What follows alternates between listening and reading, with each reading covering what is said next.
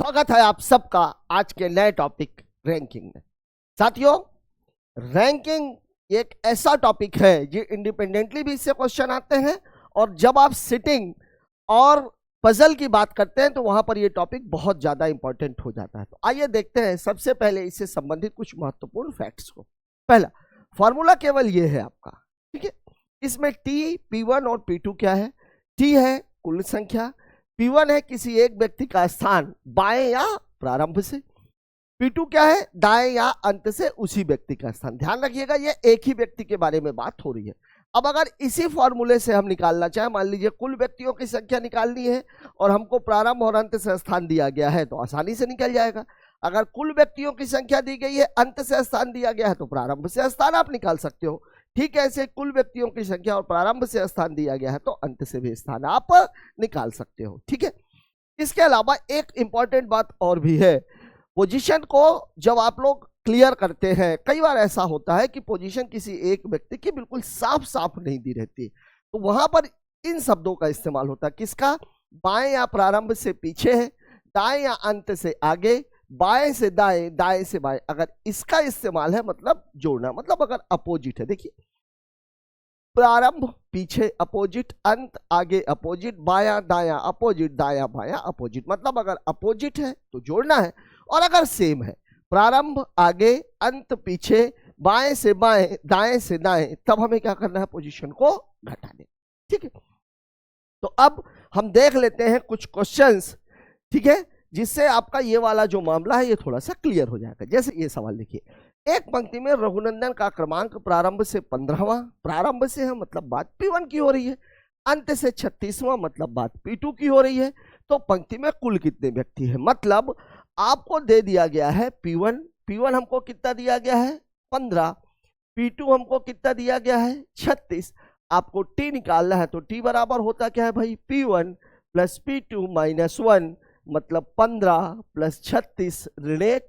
36 में से 1 घटाएंगे 35 आ जाएगा, 35 को 15 में जोड़ दोगे उत्तर कितना हो जाएगा? 50। मतलब इस सवाल का जवाब है 50। दिया गया है कहां? ऑप्शन नंबर ए में। ठीक है, चलिए ये सवाल देखिए। इस सवाल में हमको क्या कह रहा है? सवाल हमको कह रहा है एक पंक्ति में उत्तर की ओर, ध्यान रखिएगा, उत्तर की ओर मुख करके बोले, दक्षिण की ओर मुख करके बोले, उससे केवल एक फर्क पड़ता है, लेफ्ट और राइट का। ठीक है ना? मुख करके कुछ लड़के बैठे हुए हैं, ए अंतिम बाएं से, खैर इस वर्ड का कोई बहुत ज्यादा यूज नहीं है, ए बाएं से 16वां है और सी दाएं से 16वां है। ठीक है, बी ए के दाएं चौथा बैठा। अब ये देखिए ए कहां है? बाएं, तो बाएं से दाएं, देख लीजिए एक के दाएं, और ए कहां पे है? बाएं से पोजीशन दी गई है तो बाएं से दाएं मतलब जुड़ेगा। और सी के बाएं, और सी कहां बैठा हुआ? दाएं, तो दाएं से बाएं। ठीक है, मतलब ए की जो पोजीशन उसने दे रखी है, ए की दे रखी है, इसको मैं थोड़ा सा लिख देता हूं, बाएं से कितना दिया हुआ है? 16वां। ठीक है, सी की जो पोजीशन दे रखी है वो क्या दे रखी है? दाएं से 16वां, ये दिया हुआ है। अब यहां पर ये दो अलग अलग व्यक्तियों की पोजीशन, और हमें क्या चाहिए? एक व्यक्ति की पोजीशन चाहिए दोनों तरफ से, लेफ्ट से भी और राइट से भी। अब यहां पर क्या है कि जो सी है, सॉरी बी जो है, बी कहां बैठा हुआ है? देखिए ए के दाएं चौथा, ए के दाएं चौथा, तो अब ए कहां है? बाएं, मतलब बाएं से दाएं चौथा। ठीक है ना? यही है, बाएं से, ऐसा कर सकते हो आप, बाएं से 16 के दाएं चौथा। मतलब अब यहां से आपका क्लियर हो गया कि P1 कितनी है? 16 प्लस 4, मतलब कितना हो जाएगा? ये B। ठीक है, ठीक बी की पोजीशन जो दी गई है वो क्या दी गई है? सी के बाएं 5वां, और सी कहां है? दाएं से 16वां, मतलब दाएं से 16 के बाएं 5, मतलब जो आपका P2 है, P2 बराबर कितना हो जाएगा? 16 प्लस 5, मतलब कितना हो जाएगा? ये 21। अब आपका P1 भी मिल गया है, P2 भी मिल गया, कुल व्यक्तियों की संख्या पूछ रहा है, तो T बराबर क्या होता है भाई? P1 प्लस P2 माइनस 1, मतलब 20 प्लस 21 माइनस 1, 21 में से 1 घटेगा 20, 20 को 20 में जोड़ दीजिए, उत्तर हो जाएगा 40। मतलब इस सवाल का जवाब है ऑप्शन नंबर ए 40। ठीक है, चलिए बात करते हैं अगले क्वेश्चन की। अगला क्वेश्चन हमसे क्या कह रहा है, देखिए जरा सा। अमित एक पंक्ति में प्रारंभ से 20वां, विनोद अंत से 15वां, दोनों के बीच 10 व्यक्ति है, तो कुल कितने व्यक्ति? बढ़िया सवाल है। बढ़िया सवाल क्यों है? क्योंकि इस सवाल के दो उत्तर निकलते हैं, एक अधिकतम और एक न्यूनतम। अब अधिकतम कैसे, आप खुद ही एक चीज देखो, जैसे मान लीजिए यहां से अगर ये 4 आदमी बैठे हुए हैं, यहां से अगर ये 5 आदमी बैठे हुए, बोल दिया जाए इन दोनों के बीच में 2 लोग हैं, तो 2 लोग हैं, तो भैया ये 2 लोग ऐसे बैठ सकते हैं ना, ये बैठ सकते हैं, तो ये 4 और ये 5, 5 4 9 और 2 11। ठीक है, एक कंडीशन तो ये हो गई। दूसरी कंडीशन, ये 4 लोग हैं, ये 4 लोग हैं और 5 लोग हैं, तो 1 2 3 4 और ये 5। अब बीच में कौन कौन से लोग बैठे हुए हैं, देखिए ये 2 लोग बीच में बैठे हुए हैं, ये 2 लोग बीच में, ये चौथा और ये 5वां। अब यहां पर कितने लोग हो गए, यहां पर टोटल लोग हैं कितने, 6। अब देखिए ये पोजीशन कैसे बनती, ये अधिकतम संख्या है और ये न्यूनतम संख्या। एक बात इसमें जो चेंज आता है वो क्या आता है, जैसे मान लीजिए कि अगर ये राम है, सॉरी ये राम है, ये वाला चौथे पर, और ये श्याम है, यहां पर ये राम है और ये श्याम है। अब जब मैंने राम की गिनती की तो श्याम की गिनती हुई क्या, नहीं हुई।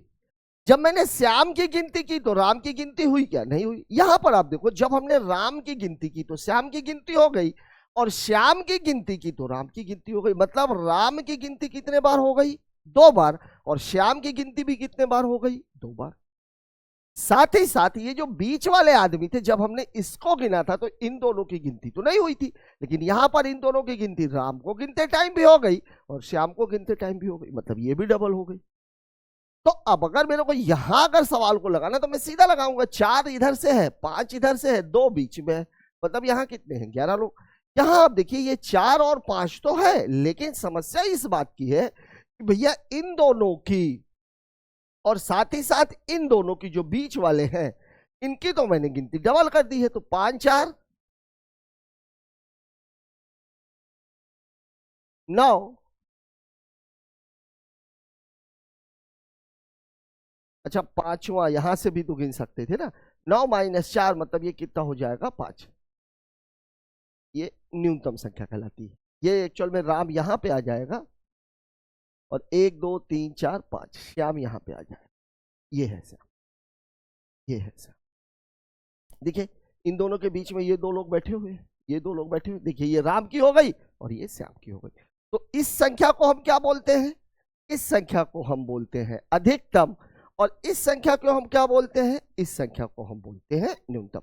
ये बात आपको याद रखनी है। मतलब जो आपको घटाना है वो घटाना क्या है, घटाना है मुझे जो बीच वाली संख्या है और प्लस ये 2 लोग जिनके बारे में बात की जा रही है। ठीक है, चलिए अब अगर मैं इस सवाल की बात करूं, इस सवाल की, अमित एक पंक्ति में प्रारंभ से 20वां है, मतलब अगर मैं बात अधिकतम की कर रहा हूं तो अधिकतम में क्या होगा और न्यूनतम में क्या होगा। देखिए प्रारंभ से 20वां है, अंत से 15वां है, प्रारंभ से 20वां है, अंत से 15वां है, और दोनों के बीच कितने लोग हैं, 10 लोग। मतलब यहां पर ये उत्तर कितना हो जाएगा, 45। अगर मैं बात न्यूनतम की करूंगा, अगर मैं बात न्यूनतम की करूंगा, न्यूनतम की, तो न्यूनतम में ये 20 और 15 तो एज इट इज रहेंगे। अब समस्या क्या आएगी, सॉरी ये माइनस रहेगा, समस्या ये आएगी कि ये 10 आदमी और प्लस किसकी बात हो रही है, अमित की और विनोद की।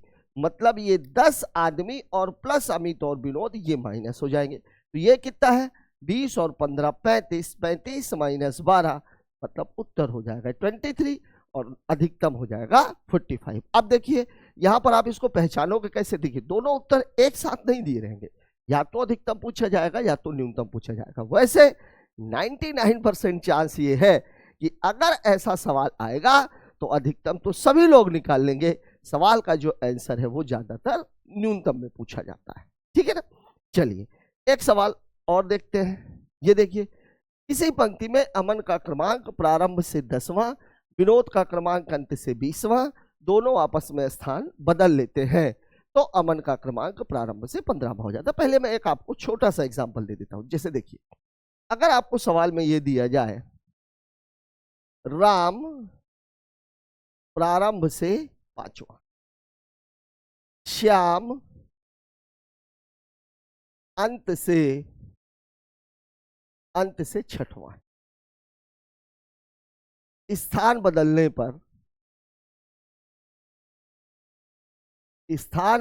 पर राम प्रारंभ से 7वां हो जाता। अब देखिए यहां पर पोजीशन रहती क्या, देखिए यह है 1 2 3 4 और ये 5, यहां पर है 1 2 3 4 5 और ये 6। ये क्लियर?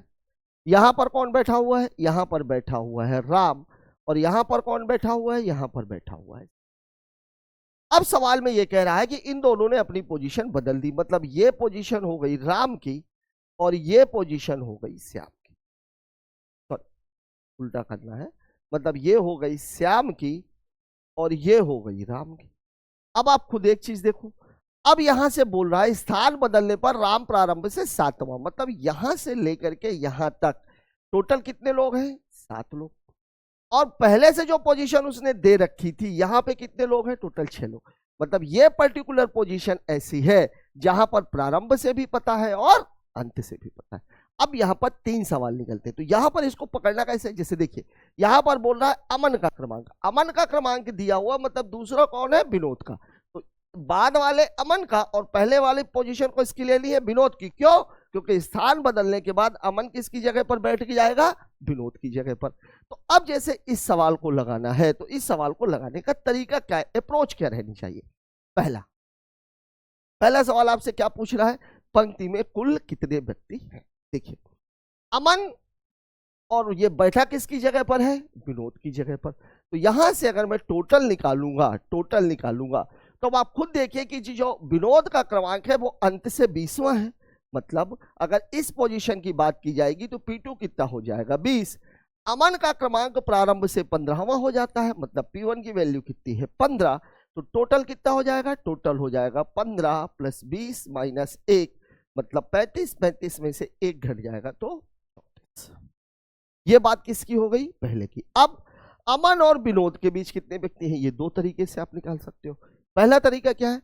पहला तरीका ये है कि भैया टोटल आदमी कितने थे? टोटल आदमी अगर आप देखोगे तो प्रारंभ से कितना था? 10वां, और अंत से कितना था? 20वां। और यहां टोटल कितना दिख रहा है? 34। मतलब जब बीच की बात करोगे तो भैया हमको टोटल आदमी 34 दिख रहे हैं, लेकिन सवाल में जो दिया गया था पहले एक 10 दिया था और एक 20 दिया था। मतलब ये कितना हो जाएगा? 34 - 30, मतलब टोटल बीच में लोग कितने हैं? 4। एक तो ये तरीका है। दूसरा तरीका ये है, अब आप देखिए ये 10वां है अमन और ये कितना है? 15वां है। ठीक है, तो यहां से भी आप पोजीशन निकाल सकते हो। कैसे भाई? ऐसे निकल जाएगी 15 - 10 + 1। ठीक है ना? सॉरी, 15 - 10 - 1। या इसको आप ऐसे भी समझ सकते हो कि अमन की गिनती 2 बार हो रही है, एक बार यहां पर भी अमन है और यहां पर भी अमन है। ठीक है ना? तो अब आप इसको सीधा सीधा घटा दीजिए। 15 में से 10 चला गया 5, और 5 में से 1 जाएगा तो कितना बचेगा? 4। ठीक है ना? मतलब आप ऐसे भी निकाल सकते हो, बीच वाली बात। अब तीसरा सवाल आपसे क्या पूछ रहा है? क्रमांक परिवर्तन के बाद विनोद का अंत से कौन सा क्रमांक होगा? क्रमांक परिवर्तन के बाद। तो अब विनोद बैठा किसकी जगह पर है? अमन की जगह पर। और अमन का क्रमांक कौन सा है? 10वां। विनोद किसकी जगह बैठा हुआ है? अमन की जगह पर है। और जो है अमन का जो क्रमांक है वो है कौन सा? 10वां है। अब आपके पास टोटल मिल गया है, आपके पास प्रारंभ से स्थान मिल गया है, तो अंत से स्थान तो आप आसानी के साथ निकाल सकते हो। मतलब जो तीसरा क्वेश्चन है वो क्या रहेगा भाई? टोटल आपके आदमी कितने हैं? 34।